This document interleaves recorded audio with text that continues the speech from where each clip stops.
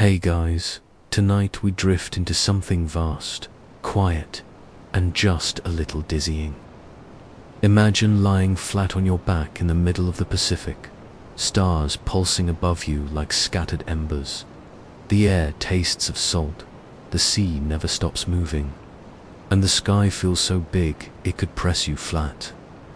Polynesian navigators once set out into this immensity with nothing more than their bodies and their memories, chasing islands hidden beyond the horizon. You probably wouldn't survive this huge panic after the first wave sloshed into your lap, your phone signal gone, your snacks soggy. They, on the other hand, thrived. So, before you get comfortable, take a moment to like the video and subscribe button. Only if you genuinely enjoy what I do here. And hey, I'd love to know where you're listening from. Drop your city and local time in the comments. It's always fun seeing the spread. Now, dim the lights, maybe turn on a fan for that soft background hum, and let's ease into tonight's journey together. You float forward, the story already, tugging you out into that Pacific night. The first lesson is overhead, shimmering, shifting, endless stars. The Polynesians treated them less as decorative wallpaper and more like neon arrows. Each bright point told them where to steer, which season it was, and how far they'd already traveled. You tilt your head back, and suddenly the stars feel closer, like a dome wrapped around your skull. A mainstream historical fact. Ancient navigators in the Pacific memorized star lines, rising and setting points that stretched across the horizon. The sky was a giant rotating map, predictable enough that if you learned the choreography, you could dance your canoe across entire oceans. Each star had a path, each path was a road, and every road intersected with another. Here's a quirky tidbit. Some navigators actually tattooed star maps onto their skin, carrying the heavens around with them like a cheat sheet. Imagine trying to remember 200 rising and setting points.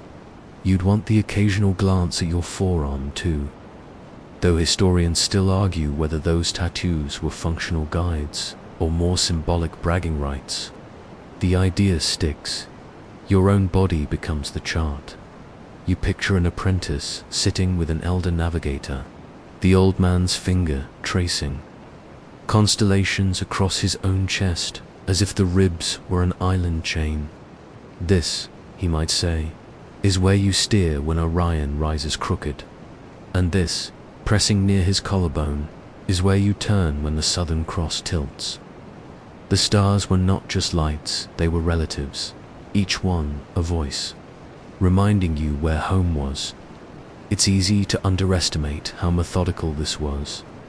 Today you might download a stargazing app and feel clever when it tells you the name of a bright dot. They had no screens, no batteries, but their brains handled enormous constellational spreadsheets. You'd be seasick by now, trying to keep track of which star is which while the canoe rocks. They, meanwhile, leaned into the motion, using it. As part of the memory process, there's a detail you can almost feel. The horizon itself was divided into narrow houses, like invisible slices of pie. Each star rose in one house and set in another. If you knew the houses, you knew the bearing. It's the sort of mental geometry that would give you a headache, but with enough lullabies, enough practice, it became second nature. And imagine those moments at sea when clouds covered the heavens. You'd stare upward, waiting for a break, clutching your directions in your head. Patience was part of navigation. Sometimes you simply had to float and trust that the dome would show itself again. The beauty is, these stars weren't just road signs. They were woven into stories, chants, genealogies. When you recited a myth about a hero leaping from one star to another, you were also drilling into your memory the practical coordinates for travel. Learning bedtime stories was literally survival training. Here's where the gentle sarcasm sneaks in. You probably can't even remember your neighbor's Wi-Fi password, let alone 200 celestial rising points. Yet out there, with only ocean and sky, memory was the currency of life. Historians still argue whether the first great migration waves into the Central Pacific were planned expeditions or accidental drift voyages. The star knowledge suggests intention.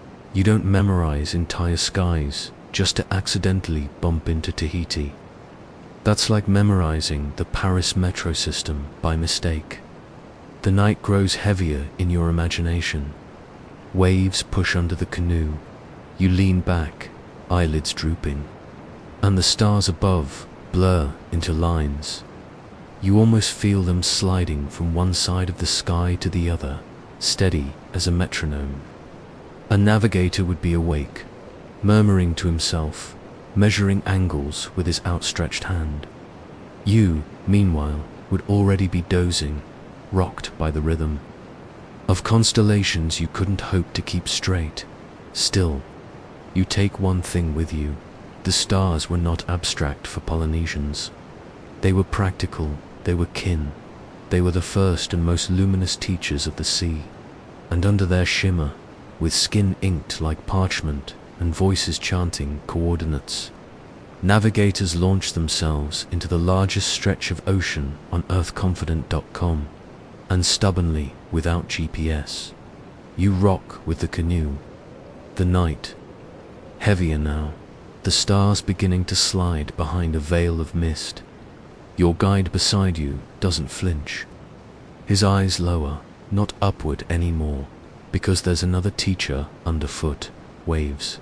To you, they're just endless, rolling, repetitive like the world's biggest waterbed that someone won't stop bouncing on.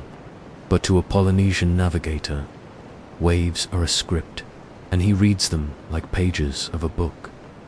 The Pacific doesn't move randomly. Swells are born in distant storms, sometimes thousands of miles away, and they march steadily across the ocean for weeks. Each one carries a signature, a rhythm, a tilt, a faint lift beneath the hull. You feel your stomach flip as the canoe rises, then sinks. You think it's just seasickness. He thinks, a swell from the northwest, born months ago near Japan. Here's your mainstream historical fact. Navigators learned to distinguish between multiple swell systems at once. A canoe could be sitting in the intersection of 2, even 3, long-distance wave trains, and a skilled reader could sense each one, like picking out instruments in a symphony.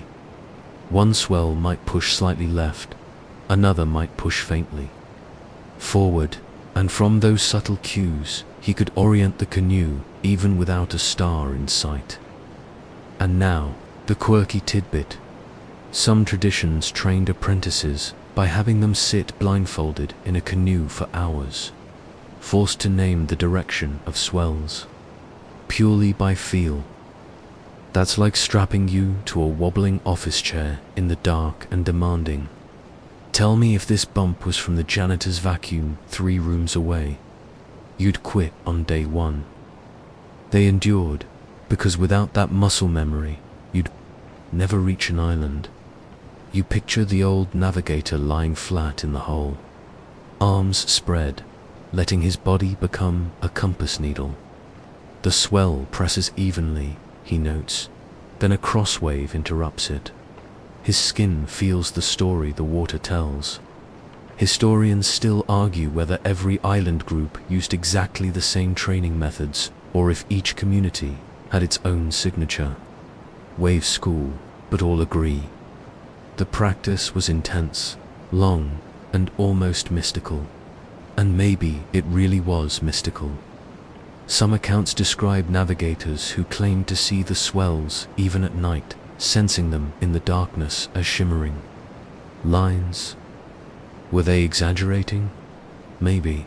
But you lie there too, rocking gently, And you realize that after months at sea, your brain might start turning touch into vision.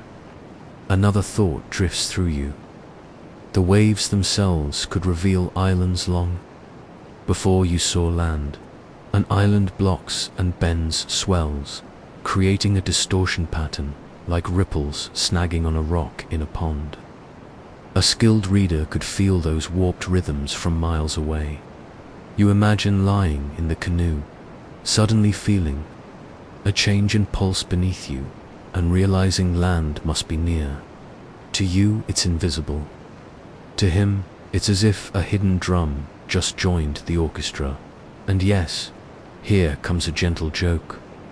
Meanwhile, you struggle to walk straight in a supermarket when one wheel on your shopping cart is wonky. These navigators balanced across 2,000 miles of unpredictable water, guided by nothing more than the rhythm under their toes.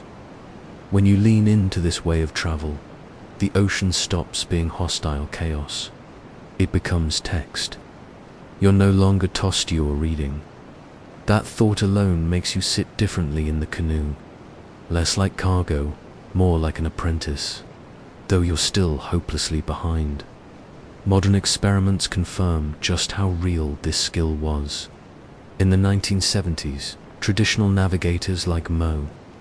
Pialeg stunned Western sailors by steering voyages across thousands of miles without instruments, using only waves and stars. Western scientists on board, skeptical at first, ended up clutching notebooks, trying to record how he detected swells they could barely perceive. You can almost hear the scientists mutter, "We studied fluid dynamics for years, and this barefoot man just feels it in his spine." The truth is, the Pacific itself trained them. Growing up in canoes, listening, riding, falling asleep to the rocking your nervous system built a library of wave sensations. The ocean whispered, and your body memorized every syllable. So here you are, half drowsy, lulled by the swells. You realize that once you stop fighting the motion, once you give in, the rise and fall becomes less nausea and more lullaby. Maybe this was part of the secret. They didn't resist the sea. They surrendered to it, listening closely, and as your eyelids dip, you catch one last image. A navigator, eyes closed, hands flat on the planks, smiling faintly. Beneath him, the waves unroll their story. To you, it's nonsense. To him, it's directions home. The clouds have been gathering above you for hours now, smudging the star map, smothering your glittering compass. You blink at the grey dome and feel a flicker of worry. The navigator beside you doesn't. His eyes shift upward again, but this time, he's not watching stars. He's watching the clouds themselves, because they too hold secrets. You probably only notice clouds when they ruin your picnic or look like funny shapes. That one's a dragon, that one's a burrito. But to Polynesian navigators, clouds were mirrors. Islands sculpted them from below. A dot of land, invisible on the horizon, still tugged at the atmosphere, forcing clouds to swell higher, puff fatter, or glow brighter with reflected light. You squint upward, suddenly wondering if that streak of brightness isn't just random fluff, but the hint of an atoll waiting ahead. Here's your mainstream historical fact. Navigators could detect land tens of miles away by reading clouds. When the sun was low, an island's lagoon would reflect turquoise light upward, tinting the underside of nearby clouds. That faint green-blue wash was like a secret lighthouse. Other times, volcanic peaks forced air to rise, building tall anvils of cloud far above what the open sea would allow. A sailor without training saw just weather. A navigator saw home, and then comes the quirky tidbit. Some traditions describe using the shapes of birds. Inside, the cloud silhouettes wheeling above, casting fleeting shadows. Imagine trying to spot a frigate bird's outline in a glowing cloud belly. It's like cosmic Where's Waldo. Still, when survival rides on details, your eyes sharpen. Clouds stop being lazy art and become diagnostic charts. Historians still argue whether all island groups used cloud reading as a primary navigation method or if it was more of a supporting clue secondary to stars and swells. But nobody denies that Polynesian seafarers noticed cloud anomalies long before modern meteorology confirmed their reliability. You imagine sitting in the canoe at dawn. The horizon is still black, but overhead a wide patch of cloud holds a faint green glow. You rub your eyes, certain it's sleep trickery. Your guide grins, points, and begins steering slightly left. Hours later, there it is, the jagged outline of land, exactly where the glowing patch had whispered it would be. It's subtle, yes, but so are most of the clues in this world. It makes you laugh a little back home. You'd miss your freeway exit even with giant signs, while here men read islands from the soft tint of a sky puff. There's another layer, too. Some navigators memorized seasonal cloud patterns. Summer clouds tended to sprawl differently than winter ones. Evening clouds reflected differently than morning. By layering this with star paths and wave fields, they wove an overlapping net of clues. Even if one failed, another sang louder. The poetry is impossible to ignore. The heavens mirrored below by the seas mirrored above by the clouds. Everything reflects everything, and the navigator threads through that hall of mirrors, confident that somewhere in the reflections lies truth. You lie back and let your eyes drift across the sky. The clouds morph, stretch, fold. You imagine your own modern paranoia. What if you guessed wrong? What if the tint was nothing, just a trick of fatigue? The navigator doesn't doubt. Faith, skill, and repetition harden certainty. And of course, here's your gentle joke for the night. You complain when your weather app says rain, but it only drizzles.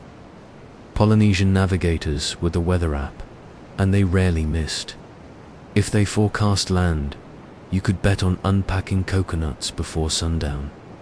The more you let this sink in, the calmer you feel.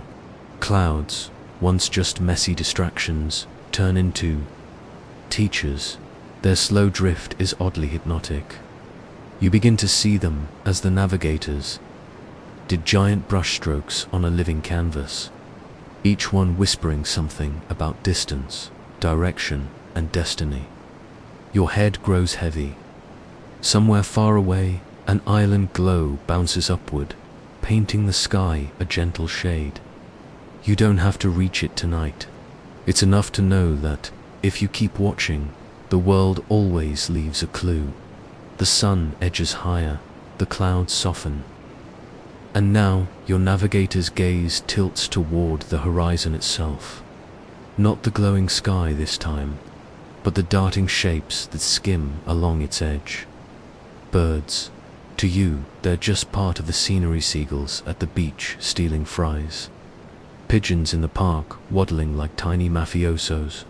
Out here though, every wing beat is a compass needle. You watch them circle, and the first thing you realize is they're not random. At dawn, seabirds often leave islands to fish. At dusk, they return. A navigator, perched in his canoe, could read those daily commutes, like train schedules. You picture it, a frigate bird streaking low across the sea, wings angled toward the horizon, and your guide calmly adjusting course to follow.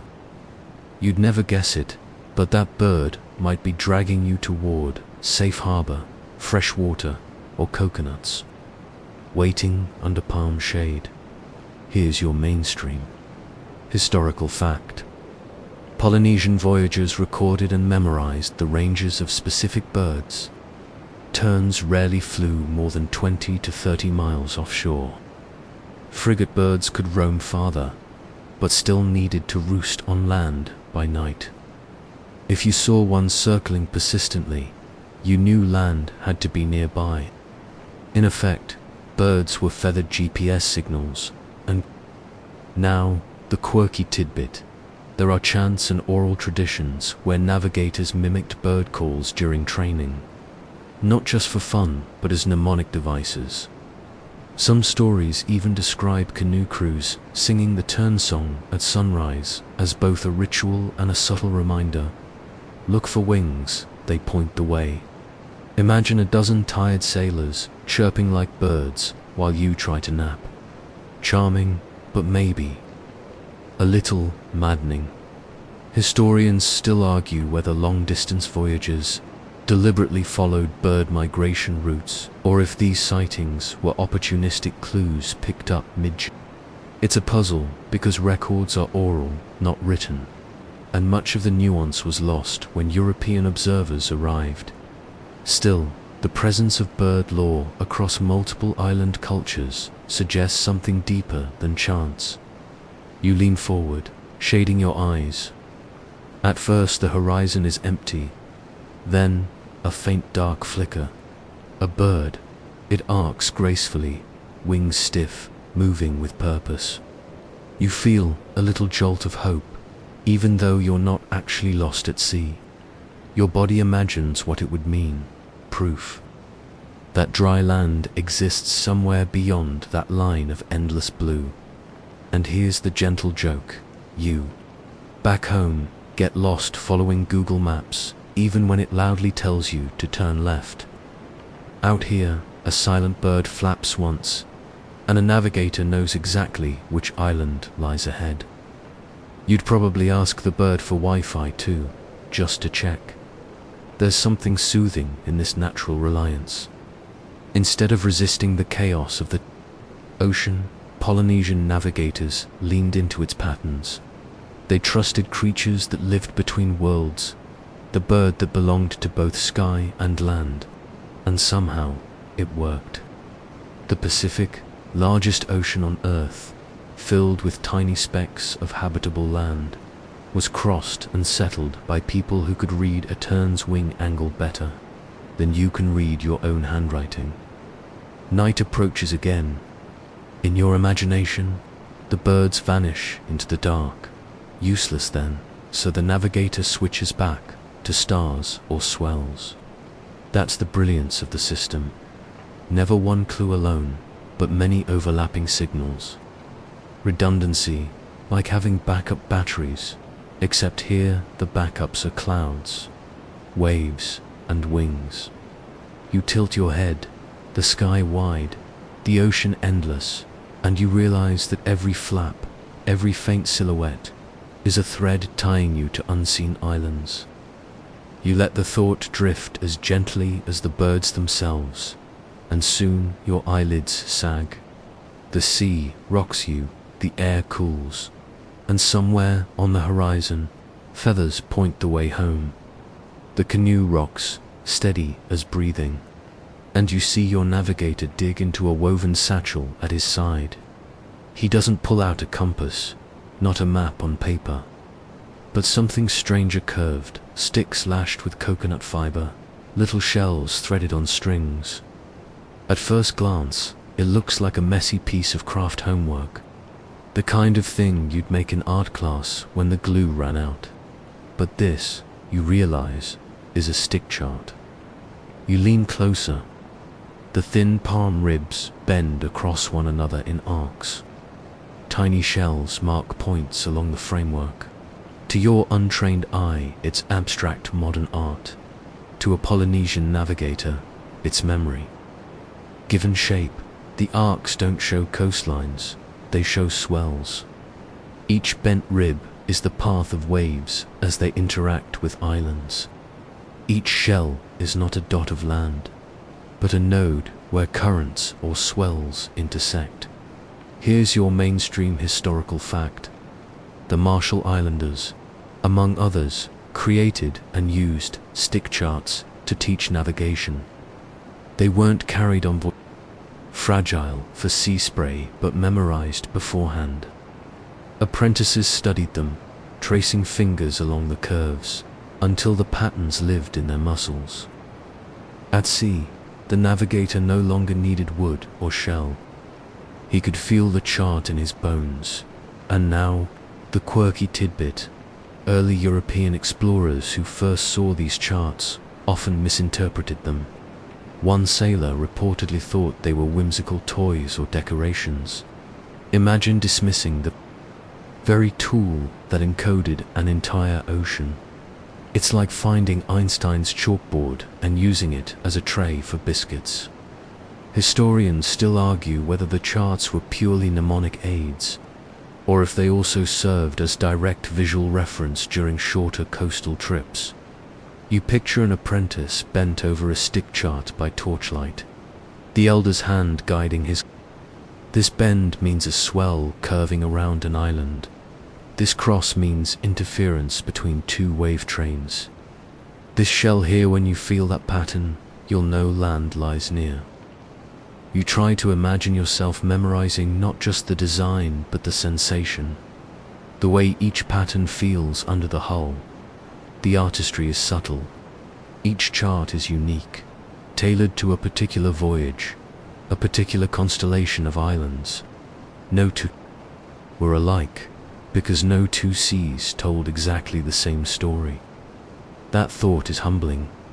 Every navigator carried a one-of-a-kind textbook etched into his head. Your gentle joke for this leg of the journey, you probably once struggled to memorize. The bus timetable in your town. These navigators memorized the entire ocean with a craft project made of twigs. You'd glance once, forget instantly, and ask, wait, is this the one where I get off at Coconut Street? It's worth noting too, that the stick charts weren't maps in the Western sense. They didn't represent distance proportionally. They represented relationships, forces, interactions. It was less Google Maps, more like a playlist reminding you of moods. The sea was too fluid to be trapped in rigid geometry. Instead, it was remembered as rhythm. At sea.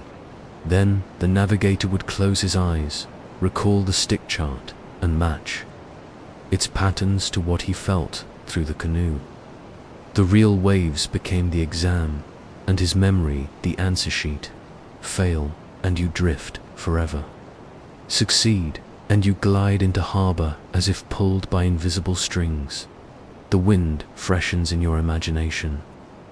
You lean back, staring at the stars, but in your mind's hand you still trace those curved sticks, each one a wave, each shell a marker, each intersection a clue. Slowly, you start to understand that navigation here isn't about conquering nature. It's about aligning yourself with its grammar, learning to read the ocean like a book that never closes. Your eyelids sag, and you feel the ghost of palm ribs brushing your fingertips. The chart dissolves into the rocking beneath you, the shells into stars overhead. You realize you're already inside, the map floating, reading, remembering. The night air thickens, and in the hush between swells, you hear a faint voice, not storytelling, not casual chatter, but instruction. You glance over and see the navigator's apprentice kneeling, eyes fixed, waiting like a student before a master. The Pacific was not a classroom with chalkboards or desks. It was itself the school. Apprenticeships stretched across years, sometimes decades, because to be trusted with a canoe was to be trusted with lives. You shift uneasily, wondering what your training would have looked like. Probably a day-long crash course, a how to sail YouTube playlist, and you'd call it good. Here, the process was slower, more demanding, almost sacred. A boy, or sometimes a girl, in certain communities was chosen young, trained under the stern gaze of an elder navigator. Lessons began with chants, pointing out stars, mimicking bird calls, feeling waves. Every evening was homework, and the ocean graded without mercy. Here's your mainstream historical fact. In Micronesia, navigators trained at special schools known as These weren't just technical boot camps, but also initiations that combined astronomy, oceanography, mythology, and spirituality. Apprentices didn't just learn routes, they learned how to embody the sea, how to carry knowledge as responsibility. The title of navigator was conferred only after long proof of discipline, and now, the quirky tidbit. One training practice involved the elder deliberately giving no verbal cues during a voyage. The apprentice had to steer silently, sensing swells and clouds alone, while the master sat in stony silence.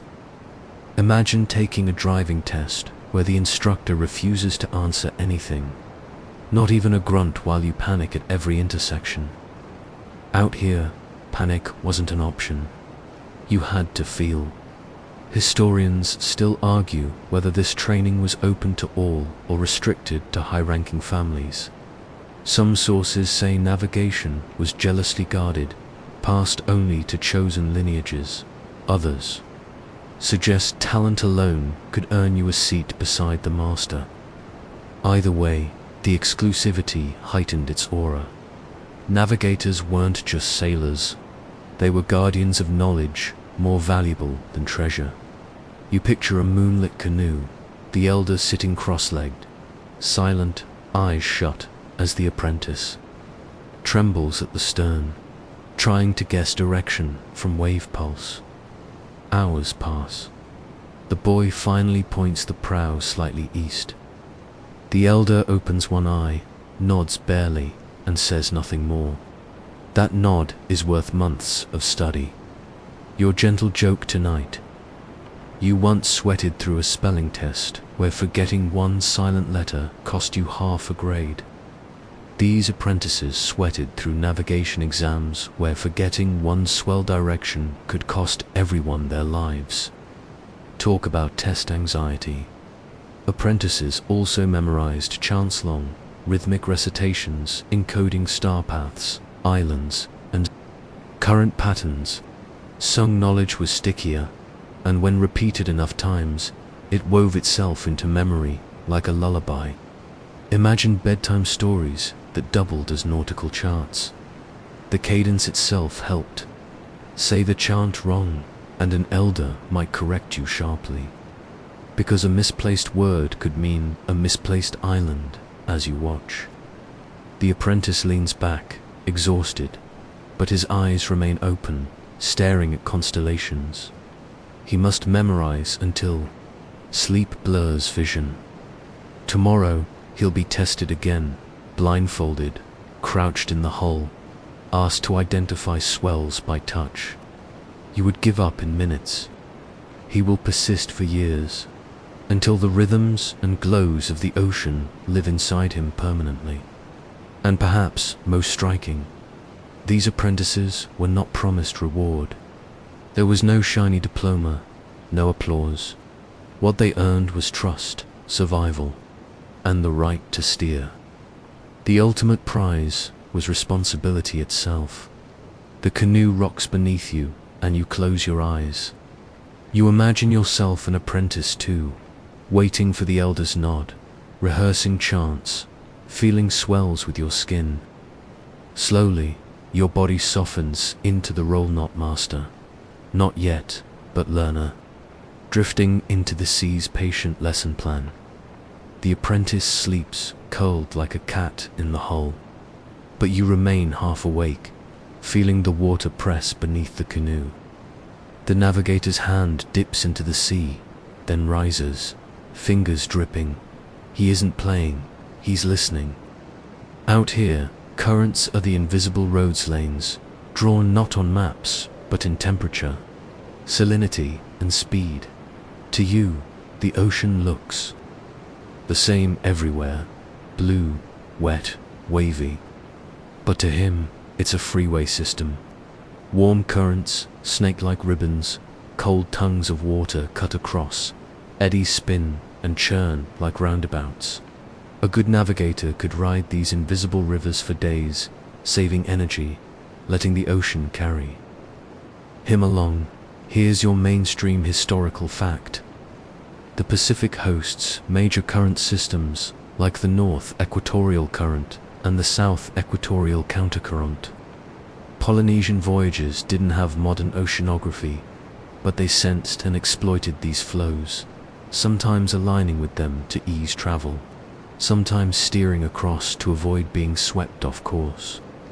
Recognizing a shift in current could be the difference between reaching an island or missing it entirely. Now, for the quirky tidbit. Some navigators described currents as though they were living beings.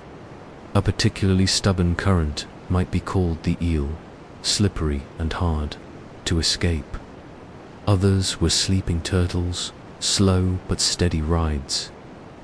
By giving them personalities, apprentices could memorize how each behaved, storytelling as survival manual. Imagine yelling at your Uber driver, "Hey, turtle current, could you please hurry up?" Historians still argue whether long voyages were planned specifically around seasonal current changes or if sailors simply adapted mid-journey. Evidence suggests both. Planned routes took advantage of predictable flows, but once at sea, a navigator's senses decided whether to lean with or fight against them. You trail your hand in the water too. At first all you feel is coolness, but then yes, there's a faint tug, subtle, like an invisible leash, pulling you sideways. You glance at the navigator. He nods knowingly, adjusting the steering paddle. He doesn't need to say it. The road just curved. Currents also carried debris, a floating branch, a clump of seaweed, even the color of drifting foam hinted at distant land. You imagine the joy of spotting a fresh coconut bobbing in the surf, proof that somewhere up current, a tree had dropped its gift. To you, it's just free food. To him, it's a breadcrumb trail across an ocean. Your gentle joke arrives. You once got lost in a mall parking lot because you couldn't remember which level you parked on. These navigators, with no signs, no painted arrows, no level C, seahorse section, followed invisible currents to pinpoint islands smaller than pinheads in an ocean the size of continents. The metaphor grows richer. Think of currents as escalators, endlessly moving. Step on the right one, and you glide smoothly toward your goal. Step on the wrong one, and you're carried hopelessly away. The Polynesians learned to step carefully, to recognize the tilt and pull of the world's largest water machine, and then there's the artistry. At night, under moonlight, a navigator could watch the patterns of phosphorescence stirred by current lines, glowing faintly in streaks. Even the plankton whispered directions. The ocean practically lit up its highways for those who knew how to look. You sink lower into the hull, rocked by that pull, lulled by the rhythm. The canoe no longer feels like it's drifting. It feels like it's on tracks, gliding smoothly across an invisible railway. You don't know where it leads, but your guide does, and that's enough. A faint smear of grey light creeps across the horizon. Dawn. The stars that served you all night are fading. But the navigator doesn't flinch. He simply shifts tools. Now the ocean sky gives way to the ocean sky's reflection. The clouds dot to you. A cloud is a cloud, puffy, white, maybe shaped like a dragon if you squint. Hard enough, but to him they're road signs. Clouds over open ocean look one way. Clouds parked above land look another. The difference is subtle, a thickening at the base, a shadow darkened by an island's forest canopy, or a flat bottom layer formed by moisture rising from warm soil. Mainstream history fact. Polynesian navigators often used cloud formations as daytime cues for nearby islands. Islands affected convection, drawing moisture upward. Even beyond visible land, the sky might reveal what the horizon concealed.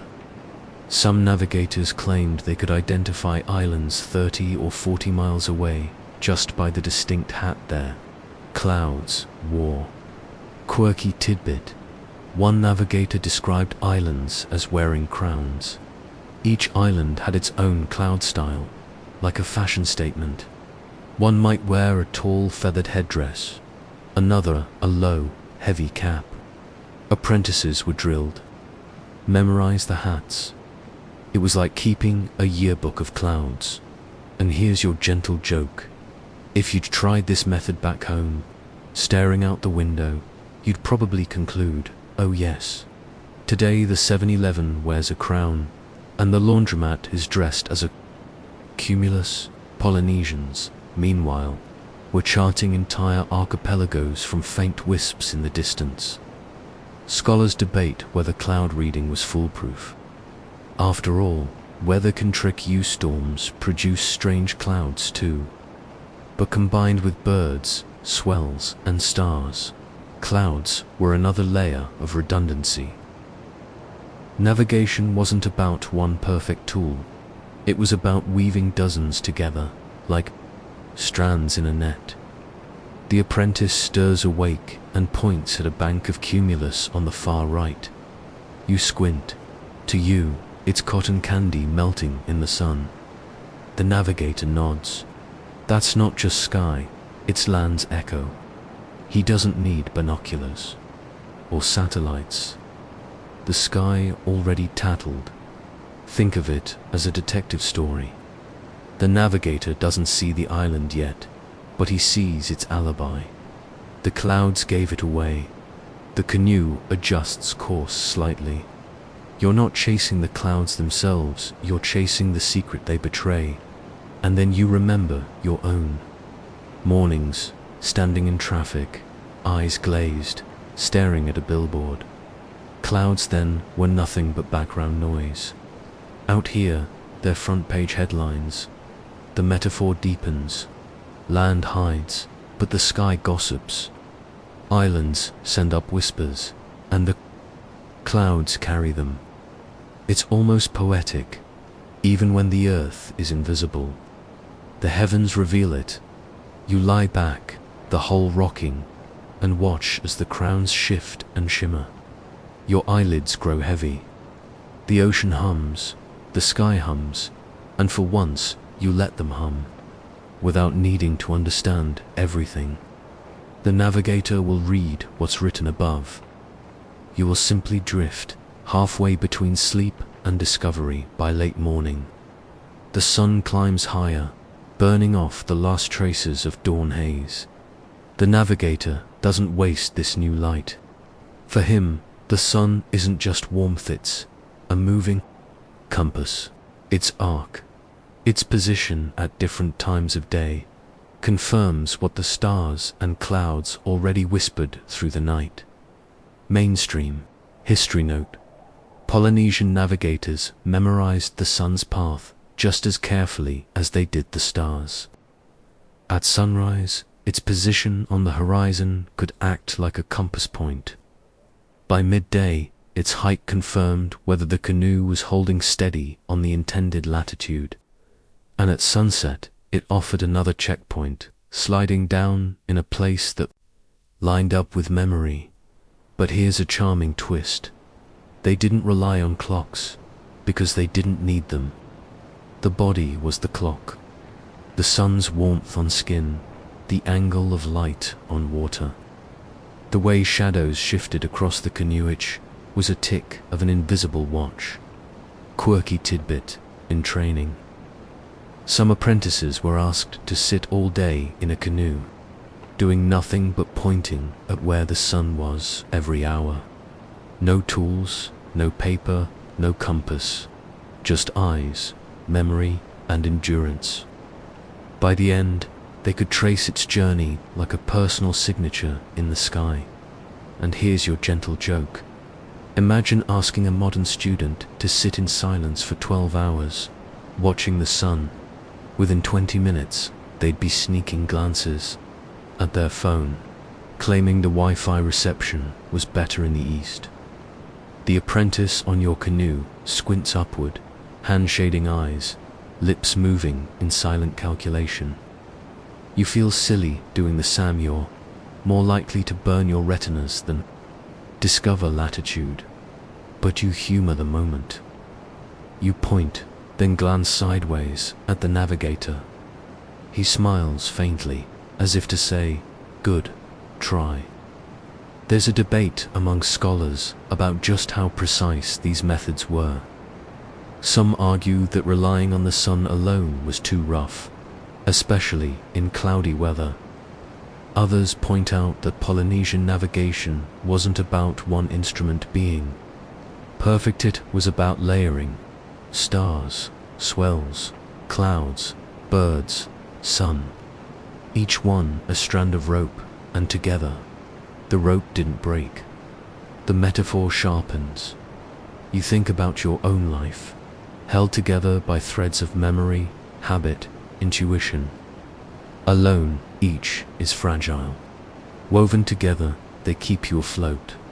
The sun arcs westward. The navigator checks the angle, then subtly shifts the steering paddle. It's not dramatic. No cinematic hard left or sudden jolt. Just a steady hand on the canoe's tail, a feather-like correction. Navigation here isn't about bold moves. It's about patience, about honoring small truths repeated again and again. You realize something almost unsettling. If you'd been given this canoe and shoved off alone, you'd have lasted maybe a day too, if luck was kind. But here, guided by someone carrying maps made of stars, clouds, swells, and sun, the Pacific itself seems less like a threat and more like a library. A library you could learn to read if you stayed awake long enough, and yet drowsiness creeps back in. The canoe rocks gently, the light shimmers golden across the water, and the heat softens your edges. The sun tells direction, but it also lulls you. You let your eyes drift closed, knowing that the navigator is still awake, still listening to the ocean's endless story. When you open your eyes again, it isn't the sun that greets you, but birds. Not one or two, but a scatter of wings overhead, moving in purposeful arcs. Their silhouettes cut against the pale sky like living arrows. The navigator follows your gaze. He doesn't smile, but you see his shoulders ease just slightly. This is what he was waiting for. Mainstream history detail. Seabirds were one of the most reliable signs of land. Certain species, like the noddy tern or the frigate bird, have predictable flight patterns. They head out to sea at dawn to fish, then return to land at dusk. A trained navigator could tell how far land was by watching not only the direction of flight, but also the time of day. Charming bit. Some of these birds never land on water, not even to rest. They can sleep in flight, but they must return to solid ground eventually.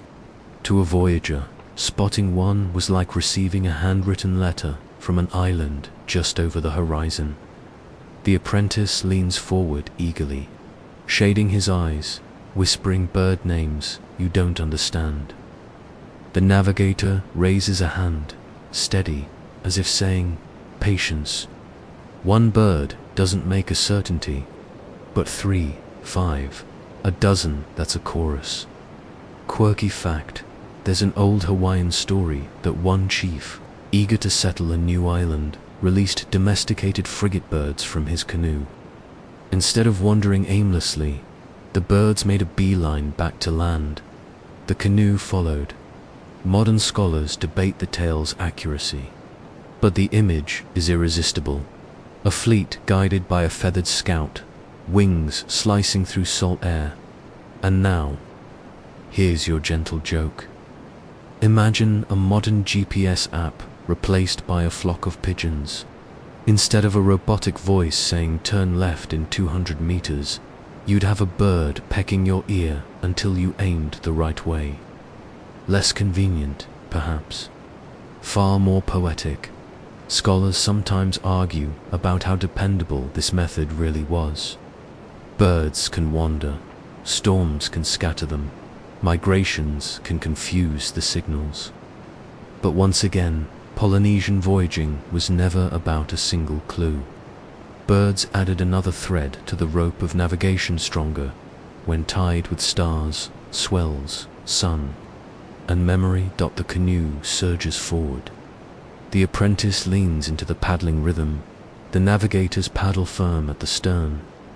You, meanwhile, sit half useless, trying to decide whether the bird you just saw is heading toward land or just on an elaborate detour. But then you catch it. A line of birds cutting westward, straight, confident, as though the horizon is already humming with unseen green.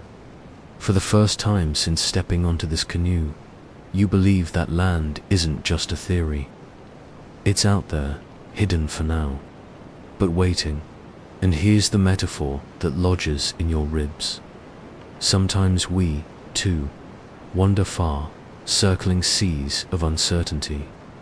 Then, out of nowhere, a sign comes, a subtle one, fleeting but undeniable. A bird on the horizon of your own life. A reminder that the voyage has a destination, even if you can't see it yet. You breathe deeper, you sit straighter. The canoe feels steadier beneath you. The ocean no longer stretches into infinity, but curves quietly, invisibly toward promise. The day lengthens, and the canoe glides under a heavy sky. Clouds thicken, not the scattered puffballs of fair weather, but tall towers of vapor rising, like mountains. The navigator watches them as intently as he once watched the stars. You think clouds are nothing but passing shadows, but to him, they are mirrors of the sea. Mainstream history detail. Islands bend the atmosphere around them. Moisture rises when pushed against high land, building larger, brighter clouds directly above. Even when the island itself is hidden by horizon curve, the clouds betray its presence. Navigators could spot these distinctive cloud shapes from dozens of miles away. Charming bit. Some oral traditions say that an island wears its cloud like a hat. A navigator didn't need to see the land, just its headdress floating above the water. The apprentice points, half shouting, half whispering, as if afraid to break the spell. A thick white smear on the horizon looks just a little too still, too tall. The navigator says nothing, but his paddle dips deeper, firmer. Quirky fact: clouds can also reflect lagoon water, tinting their undersides green or turquoise. In the right light, navigators could tell not just that land was near, but whether it held a reef-fringed lagoon or a volcanic peak. Scholars have tested this by flying over atolls, photographing the undersides of cloud sand. Yes, the tint is real. Here's your joke. Soft as a wave slap. In a way, it's like a weather app with lag. Modern satellites tell you rain is coming before you even see the cloud. For Polynesian voyages, the lag was reversed. The cloud showed land long before your eyes could. But of course, history isn't neat. Clouds can form randomly, trick the eye, or vanish before anyone is sure. Critics once dismissed the idea that anyone could rely on them for serious navigation, and yet combine them with birds, swells, stars, and the other dozens of clues. Suddenly the cloud isn't a flimsy guess, it's confirmation. The canoe surges as the paddlers lean together, almost instinctively. The apprentice beams, hope blazing across his face like dawn. He whispers a chant under his breath, and though you don't know the words, the rhythm feels like heartbeat. like rope tightening between canoe and land. And you find yourself staring at that hat-shaped cloud until your eyes ache, daring it not to vanish. Metaphor for your own voyage. Sometimes the proof of arrival shows up before the arrival itself. A promise, a shadow, a reflection. A sign that what you seek is closer than you think, even if you cannot yet touch it. The navigator says nothing, but his silence is no longer mystery, it is confidence. He has read the sky's mirror. The ocean is about to end. The canoe presses forward, and the ocean begins to speak in a new tongue. The swells that once rolled, steady and predictable, now twist. Long lines of rhythm break into a cross pattern, like two voices singing over each other. To the untrained, it feels like confusion waves, arguing, colliding. But the navigator smiles. Mainstream history detail. This is the phenomenon of reflected swells. When waves strike an island, they rebound outward. Out on the open sea, far beyond sight, a navigator could feel those reflected swells mixing with the main ocean rhythm. It is an invisible fingerprint of land, charm of the idea. Imagine lying down in the hull, closing your eyes, and listening with your whole body. The canoe rocks differently, not from chance, but from a secret echo of land ahead. Some elders trained apprentices by blindfolding them, forcing them to memorize the sea's touch instead of its sight. Quirky fact, in some traditions, navigators spoke of reading with the skin. Westerners might write with ink, but these voyagers wrote with nerve endings. Every shift of pressure across the rib cage or calf was part of an unwritten atlas. Joke for the sleepless mind. You might say they had Wi-Fi before Wi-Fi, not radio. Waves, but water waves, an island pinging its presence across the sea. The apprentice, still staring at the cloud, finally dares to lie flat, pressing his cheek against the planks. His eyes widen. He mouths a single word, astonished, different. The navigator does not praise him, only adjusts the sail. Praise comes in the form of survival. Scholarship note: Western skeptics once doubted anyone could feel such subtle shifts, but experiments in the late 20th century proved otherwise. Master navigator Mopialag demonstrated the skill by detecting land hundreds of miles away. Scientists measured the sea with instruments and confirmed the same reflected swell he claimed. What was once called superstition became measurable fact. Metaphor for your own night drifting toward sleep. Sometimes what seems like noise, like confusion, is actually signal. The clashing of waves, like the clashing of thoughts, can carry hidden direction. The canoe slides deeper into this invisible map. Stars fade behind gathering clouds, but it doesn't matter. The navigator has switched tools. The sea is now both compass and chorus. And though your eyes grow heavy, the rocking of those cross currents feels less like dissonance, more like a lullaby. The island is close. The ocean is humming its name. The night thickens, and the canoe feels heavier in the water. It is not your imagination. The sea itself is changing. Mainstream history detail. Large islands disturb not only waves and clouds, but also the wind. The air cools differently over land than over ocean, creating faint breezes that shift just enough to be noticed by a sensitive sailor. Polynesian navigators paid attention to these subtle changes, cataloging them like constellations. The navigator tilts his head, nostrils flaring. The apprentice copies him, though at first he laughs. It seems silly to smell the night air, and then he frowns. There is a difference. Dampness, but not of salt. Something faint, earthy, quirky fact. Sailors have long reported smelling land before seeing it. In the Pacific, this was sometimes described as the odor of birds and plants. Carried out to sea, modern studies confirm particles from soil and vegetation can indeed drift miles offshore. Charming bit, some traditions said the gods whispered with sense. Coconut, pandanus, smoke from cooking fires, all could ride the air as promises. The canoe did not only see land, it breathed it. The apprentice sits straighter, inhaling like a hound. He catches something else, faint cries. Birds, their silhouettes cross the fading moon, mainstream. History detail. Seabirds, such as frigates, terns, and noddies, were living compasses. Each species had patterns how far they foraged when they returned. A navigator knew that some birds never sleep far from land. Their presence at dawn guaranteed shore within range. Joke, gentle as the night. You could say the Pacific had its own version of delivery drones.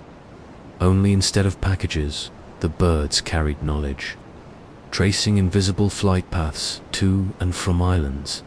Scholarship note, in 1976, the canoe Hockle sailed from Hawaii to Tahiti without instruments.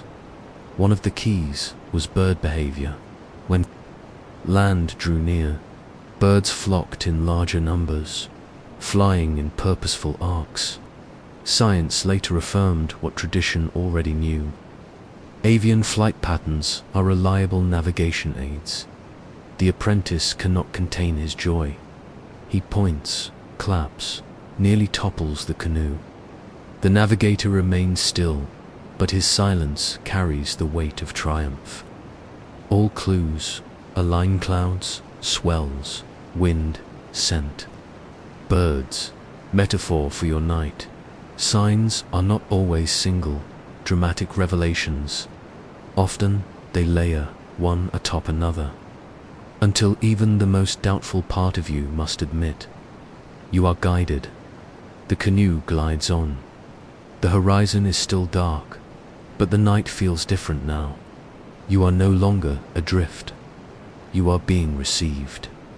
The apprentice dozes, lulled by the chorus of signs, the steady swell beneath, the faint bird cries above, the hidden fragrance of unseen trees. His head dips, jerks, then dips again. He almost misses it. The navigator does not sleep. His hand rests lightly on the outrigger, fingers grazing the water as if it were silk. He feels a shift not from wind, not from wave, but from rhythm itself. Mainstream history detail as a canoe nears land. The sea's behavior alters in subtle but consistent ways. Waves refract around coasts, currents curl, and the depths changes. The echo beneath the hull. Ancient navigators described it as the sea growing shallow in its voice. Without modern depth sounders, they still sensed the bottom rising.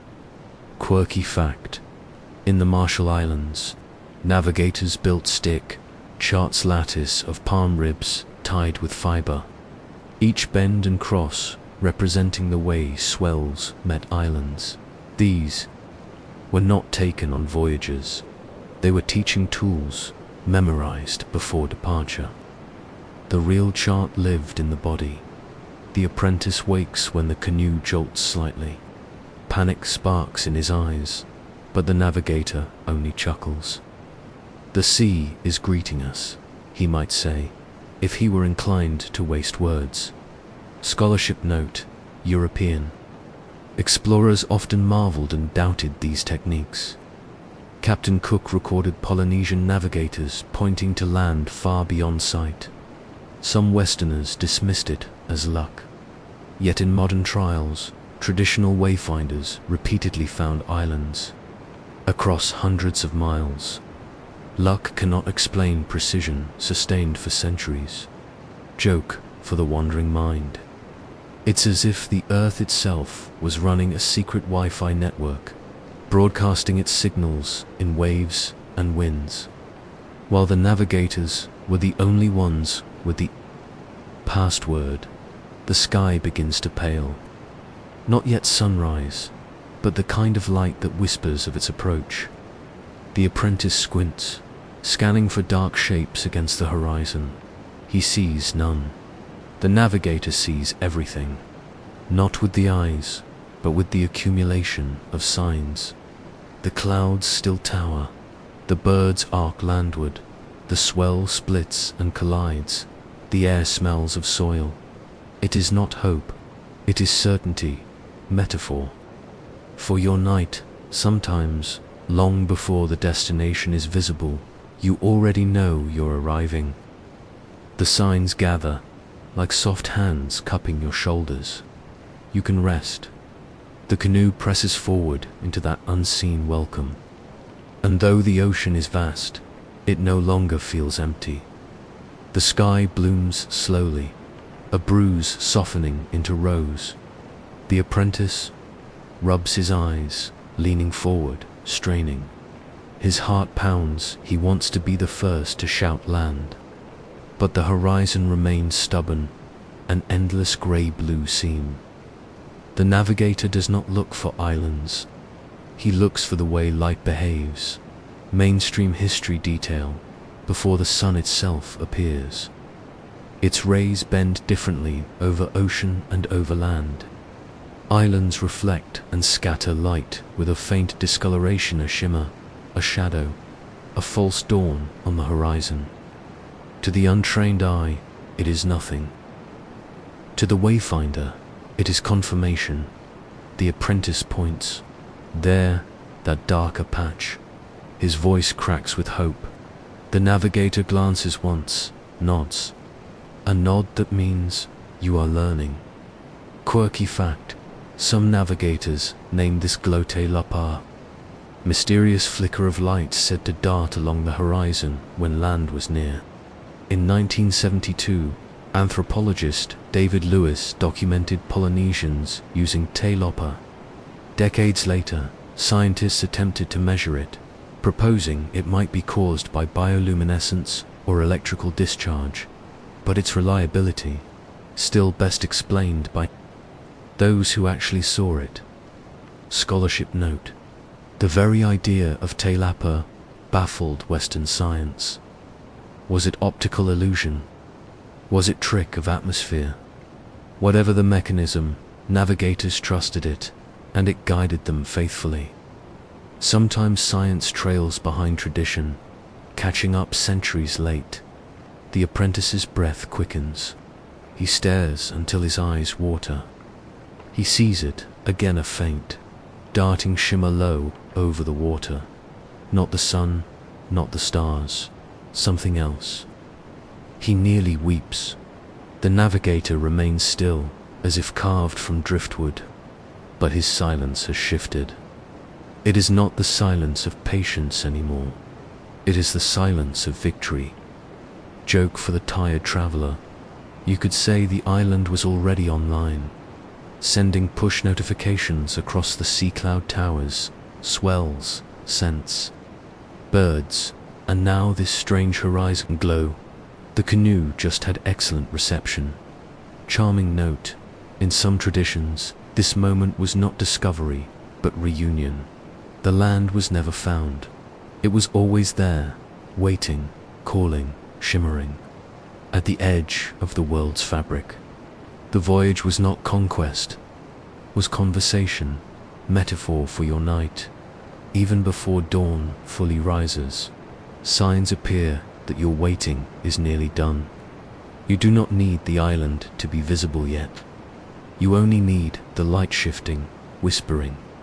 Its nearness. The canoe rides on toward a destination that is already certain. The sea glimmers faintly, carrying the promise of land into morning.